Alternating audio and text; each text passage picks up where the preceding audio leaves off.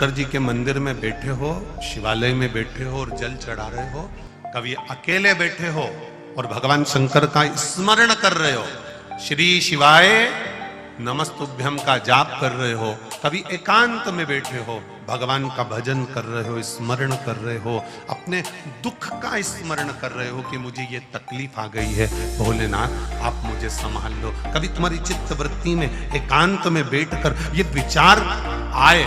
तो तुम अनुभव करना कि तुम जहां बैठी हो ना, थोड़ी देर अगर आंख बंद करी, आप बैठे बैठे शिव जी को देख रही हो या नंदी को देख रही हो या सोच रही हो, विचार कर रही हो, आप भगवान शिव का अगर गुणगान करी हुई हो, शिव की भक्ति में डूबी हुई हो, तो तुम्हें ऐसा अनुभव होगा कि तुम्हारे पास में से कोई निकल कर गया है, कोई तुम्हें देख रहा है, कोई तुम्हारे पास बैठा हुआ है, कोई ऐसा अनुभव तुम्हारी जिंदगी में आएगा, ऐसा अनुभव तुम्हारे जीवन में आएगा कि कोई मेरे नजदीक में खड़ा हुआ है, कोई मुझे देख रहा है। देखते देखते एकदम तुम्हारा ध्यान जाएगा कि कोई मुझे यहां देख रहा है, कोई मुझे वहां से देख रहा है, कोई मुझे पुकार रहा है, कोई कभी तुम एकांत में शिव भक्ति में लगे हो तो तुम्हें ऐसा अनुभव होने लगेगा कि कोई ने मुझे आवाज लगाई है, कोई मुझे पुकार रहा है। पलट कर देखोगे, जाने का प्रयास करोगे, उससे मिलने का प्रयास करोगे, अकेले बैठे हो, कौन है तुम्हारे साथ में? अब तुम यहाँ कह रहे हो कि मैं अकेला हूं, पर शिव महापुराण की कथा कहती है माँ के गर्भ में जब बच्चा आता है, उस गर्भ में जब बच्चे को प्राण उत्पन्न हो जाते हैं, तब देवाधिदेव महादेव को ये नियम है,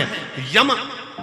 धर्मराज स्वयं जब भगवान के नंदी बनकर विराजमान हुए, धर्मराज जब नंदी बन गए, धर्मराज जब नंदी के रूप में शिव जी के बनकर रहने लगे, तब धर्मराज ने महादेव से कह दिया था, प्रभु जो गर्भ में रहे, उस गर्भ में रहने वाले बच्चे से अंतिम श्वास तक आपको प्रत्येक संसार में रहने वाले व्यक्ति का साथ देना पड़ेगा। शिव जी ने वचन दे दिया, जब माता के गर्भ में बच्चा आएगा और जब तक वो मरेगा, 80 साल 90 साल 100 साल 150 साल, जब तक वो मरेगा तब तक ये शिव उसके हर पल हर घड़ी हर क्षण साथ रहेगा। भगवान तो तुम्हारे साथ हर पल है, मेरा शिव तुम्हारे साथ हर घड़ी है, मेरा भोलेनाथ तुम्हारे साथ पल पल में कदम से कदम मिलाकर चल रहा है, तुम्हारी श्वासों के साथ मेरा महादेव चल रहा है। बस एक भक्ति का हवा का झोंका आना चाहिए तो मेरा महादेव प्रकट हो सकता है, उसको प्राप्त किया जा सकता है। वो तैयार है,